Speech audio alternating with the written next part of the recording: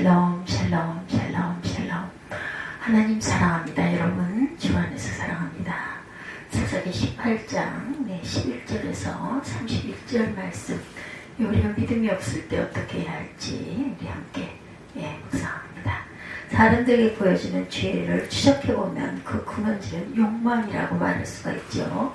야고보서 1장 15절에 욕심이 잉태한 즉 죄를 낳고 죄가 장성한 즉 사망을 낳느니라 라는 말씀에서 밝히고 있는 바와 같이 죄는 욕심에 의해서 잉태되어지는 것임을 알 수가 있습니다. 사람의 욕심은 여러 가지로 말할 수 있지만 그 근본은 자기 발전입니다. 지금보다 좀 더 나은 이런 인간이 되는 것, 이것이야말로 모든 인간이 꿈꾸며 살아온 모습이라고 할 수가 있겠죠. 물론 사람마다 생각하는 자기 발전은 다 각자 다른 형태를 가지고 있어요. 어떤 사람은 돈을 모아들임으로써 나은 인간이 되보려고 하고, 또 어떤 사람은 돈보다 지식을 쌓음으로 나은 인간이 되려고 합니다. 심지어 종교에서 추구하는 도 역시 나은 인간이 되기 위한 인간의 영혼에서 나온 것이라고도 말할 수가 있어요. 이처럼 각자가 꿈꾸는 이상을 가지고 자신이 원하는 목표를 이루므로 자기 발전을 성취하고자 하는 이 모든 것을 자기 구원이라고 말할 수가 있을 것입니다. 사람들이 그리스도로 인한 구원에 염두를 두지 않고 살아가는 이유도 어쩌면 자신이 원하는 구원이 따로 존재하고 있기 때문이라고 말할 수가 있습니다.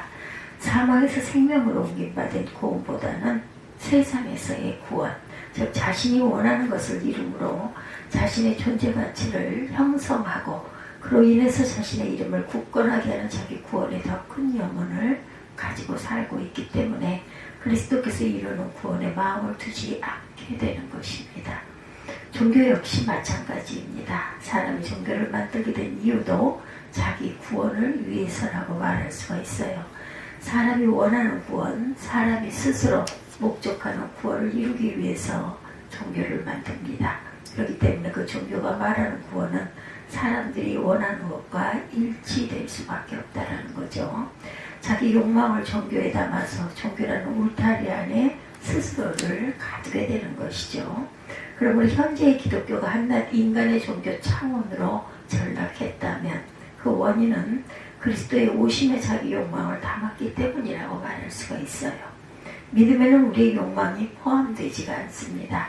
우리의 욕망과 믿음을 연결지어 생각해서는 안 되는 것이죠. 믿음은 우리 욕망을 이루어주는 수단이 아니라 오히려 우리 욕망을 포기하고 하나님이 원하시는 것을 추구하도록 구하는 것입니다.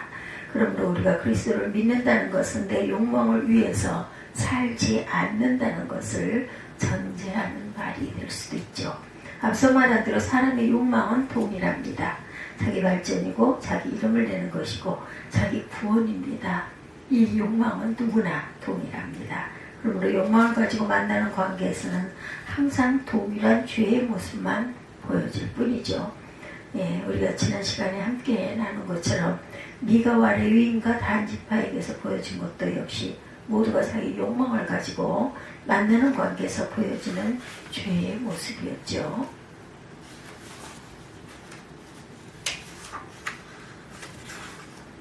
자기의 복을 위해서 신에게 복을 비워줄 제사장이 필요한 미가나 생계를 위해서 거할 곳이 필요했던 레위인이나 약속의 땅을 얻지 못하고 다른 것에 구할 것을 찾아 헤맸던 단지파나 똑같은 사고방식에서 만난 관계였던 것입니다. 그리고 이들의 관계를 보면서 우리가 그리스도를 믿는 자로 서로 만나는 것은 어떤 사고방식과 욕망으로 만나고 있는지를 생각해야 할 것입니다. 오늘 본문은 자기 욕망을 성사시키기 위해서 활동하는 단지파의 구체적인 모습이 보여집니다. 12절에 보면 단지파는 유다 기랏 여아림에서 진을 칩니다.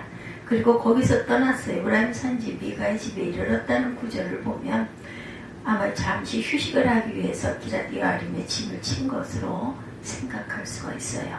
미가의 집에 온 단지파는 문 입구 600명의 군사를 진치게 하고 미가의 집에서 신상과 예복과 드라빔과 부어 만든 신상을 취해서 가져갑니다.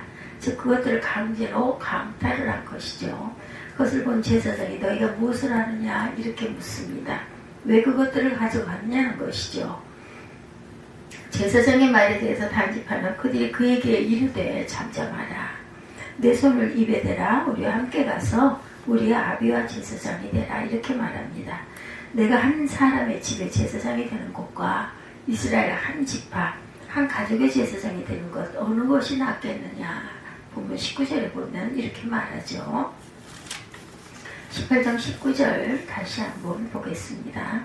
그들이 그에게 이르되 내 손을 입에 대라. 우리와 함께 가서 우리의 아버지와 제사장이더라. 내가 한 사람의 집에 제사장이 되는 것과 이스라엘의 한 지파 한 족속의 제사장이 되는 것 중에 어느 것이 낫겠느냐 하는지라. 단 지파가 레위인에게 제의한 것은 우리의 아비와 제사장이 되라는 것이에요. 다시 말해서 단 지파를 위해서 하나님이 복을 빌어주는 제사장으로 일해달라는 것입니다. 그러면서 그들이 말한 것은 한 사람의 집에 제사장 되는 것과 한 지파의 제사장 되는 것 중 어느 것이 더 낫다고 생각하느냐라는 거죠. 제3자의 입장에서라면 당연히 의리를 운운하면서 미가의 집에 제사장으로 있는 것을 옳다고 말해야 할 것입니다. 그러나 여러분이 당사자랑 과연 어떤 마음이 들겠습니까? 목사를 해도 50명 교인이 있는 교회에 목사를 하는 것과 500명 교인이 있는 교회 목사라는 것은 다르게 보는 것이 세상의 시각입니다. 사실 목사들이 영원하는 것이 교인들이 많이 늘어나고 현재보다 많은 수의 교회를 이루는 것이죠. 이것이 목사들이 꿈꾸는 자기 구원입니다. 이 숫자는 상한선이 없어요. 많으면 많을수록 좋다는 마음이겠죠. 물론 처음에는 100명이 돼도 좋다는 마음일 수도 있을 것이나 그러나 100명이 되면 100명으로 족하고 감사하는 것이 아니라 더 나은 구원을 바라보는 마음이 되게 됩니다. 100명, 200명, 300명이 될 수도 있는 거죠. 레위인 역시 마찬가지였어요. 거할 곳이 없어서 떠돌아다닐 때 미가가 해마다 돈을 주고 옷을 줄 테니 우리 집에 제사장이 되라고 했을 때는 그것만으로도 좋다 생각을 했지만 안정된 생계를 찾아 더 이상 생계가 급한 상황에 머물지 않게 됩니다. 결국 단지파가 좀 더 큰 곳에서 제사장 노릇을 하라고 했을 때 레위는 그것을 기뻐하게 된 것이에요. 한 사람이 제사장이냐 아니면 한 지파의 제사장이냐 이 문제는 자기 발전을 꾀하고 살아가는 사람들에게는 참으로 큰 유혹이 아닐 수 없습니다. 생계가 보장이 된 상황에서는 더 이상 생계가 보장된 것으로 족하지 않고 자기 이름이 커지는 것을 원하게 되기 때문이죠. 어느 사람이 자신의 커짐을 원하지 않겠는가? 생계가 위협을 받을 때 자기 존재에 대해서는 관심을 두지 않게 되지만 생계가 보장된 현실에서 사람은 자신의 존재 가치에 눈을 돌릴 수밖에 없는 것이 아닐 것인가. 이처럼 인간의 욕망이라는 것은 하나가 충족이 되면 다른 길을 찾아서 흘러가게 되어 있습니다. 단지파는 단지파대로 자신들의 형통함을 위해서 다른 사람의 제사장까지를 뺐습니다. 다른 사람이 복을 받든 못 받든 관계없이 우리 일이 형통한 것이 제 일이라는 속셈이죠. 즉 남의 복을 가로채서라도 형통한 삶을 누리고 싶어 합니다. 그래서 단지파는 제사장과 신장과의 복과 드라빔을 가지고 길을 떠나게 됩니다. 24절에 보면 미가가 가로되 나의 지은 신들과 제사장을 취하여 갔으나 내게 오히려 있는 것이 무엇이냐 너희가 어찌하여 나더러 무슨 일이냐 하느냐 말합니다. 미가는 단지파에서 나의 지은 신들과 제사장을 취하여 간 연유가 무엇인가를 묻고 있어요. 우리 미가가 낳은 나의 지은 신들과 제사장이라고 말한 것을 통해서 신에 대한 미가의 사고방식이 어떠한지를 알 수가 있습니다. 미가는 단지파에게 신과 제사장은 나의 소유라 이렇게 주장합니다. 내가 만든 신이고 내가 데리고 온 제사장이라는 것이죠. 이것이 신에 대한 미가의 사고방식입니다. 나의 지은 신이라는 말은 결국 신에 대한 소유권을 주장하고 있는 것. 날 위해서 내가 만든 신이라는 것은 날 위하지 않는 신은 나에게 아무런 의미가 없다라는 뜻이 된다라는 거죠. 이것은 인간은 스스로 얼마든지 신을 선택하고 또한 버릴 수 있다는 사고방식이기도 합니다. 인간이 신을 선택한다면 그것은 자기 필요에 의해서이죠. 미가 역시 자신에게 필요했기 때문에 신을 선택했고 신상을 만든 것입니다. 그리고 자기를 위해서 제사장을 세운 것이에요. 그러나 만약 인간이 신을 선택하는 것이 아니라 신이 인간을 선택한다면 그것은 인간의 필요가 아니라 신의 필요에 의해서, 신의 계획에 의해서 선택되어진 것임을 우리가 알아야 할 것입니다.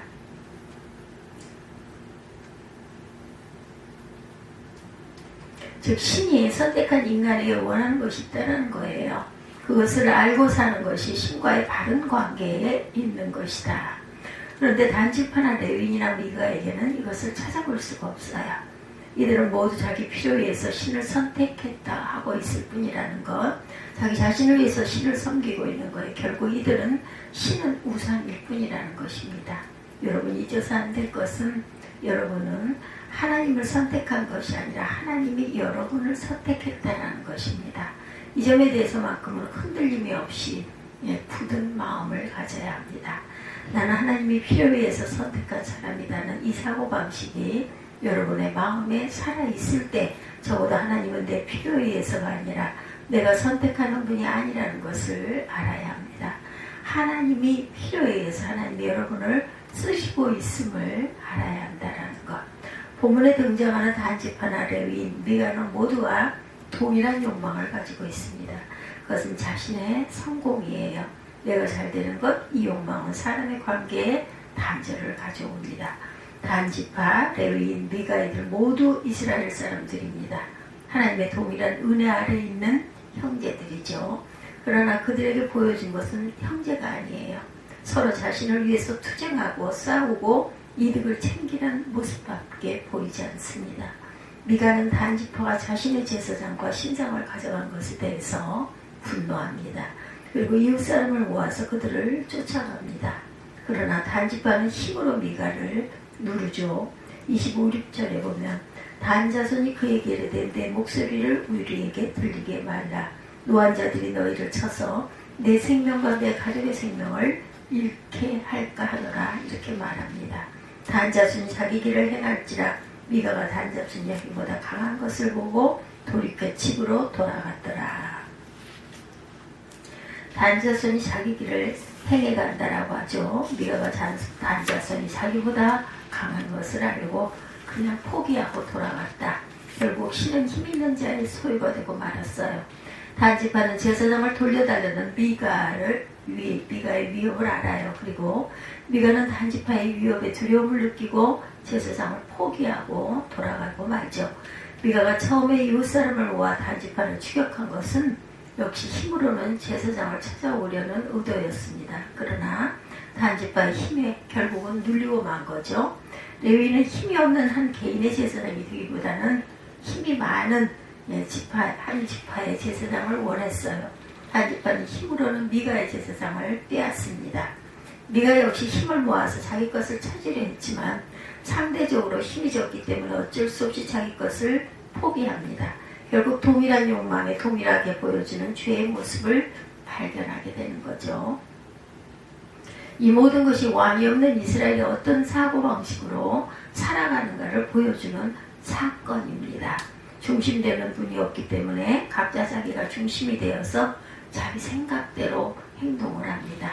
사람은 자기 자신을 포기할 수가 없어요. 남을 위해서 존재할 수도 없습니다. 오직 자기 자신을 위해 살고 존재할 뿐이다. 이러한 사고방식에 하나님도 존재하지 않습니다. 다만 자신이 선택한 신이 있을 뿐이죠. 그러나 신앙은 자기 포기에서 출발하게 됩니다. 자기 포기가 없는 신앙은 신앙일 수가 없어요. 다만 자기 욕망을 이루기 위한 집착으로 나타날 뿐입니다. 때문에 신앙은 결코 인간의 영역이 아니죠. 다만 외부에서 은총으로 주어지는 것입니다. 우리 자신을 포기할 수 없기 때문이죠. 그러므로 자기 포기의 길을 가지 않는 한 우리는 신앙을 말할 수가 없습니다. 우리 스스로 자신을 포기할 수 없기 때문이고 자기 포기의 길을 가지 않는 한 우리는 신앙을 말할 수 없는 것이다. 오늘 본문에서 우리가 생각할 것은 과연 이들이 상실한 것이 무엇이냐는 것입니다. 무엇을 상실했기에 본문과 같은 모습을 드러내고 있느냐. 그리고 만약 우리에게 본문과 같은 모습이 있다면 우리는 역시 뭔가를 상실하고 살아가고 있다는 증거로 여겨야 할 것이라는 거죠. 단지파, 레위인, 미가 이들이 상실한 것은 사람의 존재 가치에 대한 바른 판단이라고 볼 수가 있습니다. 이스라엘의 존재 가치는 하나님의 은혜 안에서 찾아볼 수가 있는데 이스라엘은 애굽이나 이방인들과 마찬가지로 존재 가치가 전혀 없는 사람들이었어요. 그러한 그들이 어린 양의 피로 인해서 애굽에서 구출되고 하나님의 은혜로 가나안 땅에 들어가게 되었어요. 은혜가 아니었다면 그들 역시 애국과 같은 운명으로 살아갈 수밖에 없는 사람들이죠. 그러므로 그들의 존재 가치는 하나님의 은혜에 있었던 것입니다. 이 은혜를 중심으로 살아가는 것이 자기 포기이고 신앙이다. 그러므로 자기 포기는 하나님의 은혜를 아는 자에게만 보여지는 신앙의 행위라고 말할 수가 있겠죠. 그러나 은혜가 상실된 마음에서 나오는 것은 타락한 인간의 본래 마음일 것입니다. 세상에서의 성공에서 존재 가치를 찾고 자신이 소유한 힘에서 삶의 기쁨을 찾는 것입니다. 은혜가 없기 때문에 자신에게 있는 것을 힘으로 삼고 약한 자들을 누르고 핍박하면서 자신을 위해서 살아가게 되는 것이죠. 그러므로 만약 우리가 하나님의 은혜를 상실한 마음으로 살아간다면 우리에게도 역시 본문과 같은 모습이 보여줄 수밖에 없을 것이에요. 순간순간 하나님의 은혜를 잊어버릴 때 단지파, 레위인, 미가와 같은 사고방식을 드러낼 수밖에 없음을 알아야 합니다. 따라서 만약 우리에게서 본문과 같은 모습이 보인다면 바로 우리 자신이 하나님의 은혜를 상실한 채 하나님을 말하고 있음을 알아야 합니다. 그것이 바로 우리 교회일 수도 있고 나와 여러분 자신일 수도 있습니다. 저와 여러분은 그리스도의 피 흘림으로 인해서 산 자들이죠. 죽어 마땅한 우리들이지만 그리스도의 희생으로 인해 사망에서 생명으로 옮겨진 저와 여러분들입니다. 우리는 하나님의 은혜 아래 있고 또한 그리스도의 희생 아래 있는 하나님의 자녀들이라는 것을 잊지 말고 우리가 살아가는 이유가 바로 여기에 있음을 발견할 줄 알아야 합니다. 우리 자신의 성공의 삶의 목적이 아니라 우리를 살리신 그리스도를 위해서 사는 것이 우리 삶의 목적이 되어야 합니다. 이것이 그리스도 안에서 자신이 포기되는 성도의 모습이죠. 우리가 이처럼 하나님의 은혜 안에 머물기보다는 세상의 복 안에 머물기를 원함으로 인해서 생명을 소유한 성도의 모습이 아니라 세상의 복을 원하고 세상 것에 힘으로 삼고 살아가는 모습만 보이게 되는 것, 이러한 우리의 삶을 책망하는 것이 바로 본문의 내용입니다. 이스라엘은 하나님의 뜻을 세상에 펼치기 위해서 선택을 받았어요. 그러므로 이들은 하나님이 세우신 원칙과 원리를 가지고 살아야 하는 것. 그런데 그들은 하나님이 세우신 원리 원칙을 포기하고 대신 자신의 원리 원칙을 가지고 살아갑니다. 인간의 원리 원칙이란 모두가 자신을 위한 것이죠. 이것이 자기 생각대로 살아가는 모습이다. 성경은 하나님을 생각하지 않고 자기 생각대로 살아가는 세상의 죄에 대해서 말하고 있습니다. 무엇이 우리 자신에게 참으로 복된 것인가를 발견하지 못하고 헛된 것을 쫓아 살아가는 죄를 말하고 있죠. 본문을 보면서 우리 자신에 대해서 깊이 생각해 봐야 합니다. 과연 참된 복을 마음에 두고 살아가고 있는지, 세상에서의 성공이 아닌 하늘나라에서의 성공을 마음에 두고 살아가고 있는지, 과연 우리가 생각하는 삶의 기준은 무엇인지를 분명한 답을 내려야 한다는 거죠. 세상에서 잘됨이 아닌 하늘나라에서의 잘됨을 염두에 둔다면 참된 삶의 기준이 세워질 것입니다. 그 기준에 순종하며 살아갈 때 자기의 소견대로 옳은 것이 아니라 하나님의 속이나 옳은 대로 행하며 살아가는 저와 여러분을 발견하게 될 것이라는 것을 잊지 않는 하나님의 귀한 자녀들 되시고, 오늘도 주 안에서 성공, 주 안에서의 승리 하시기를 주님의 이름으로 축복합니다.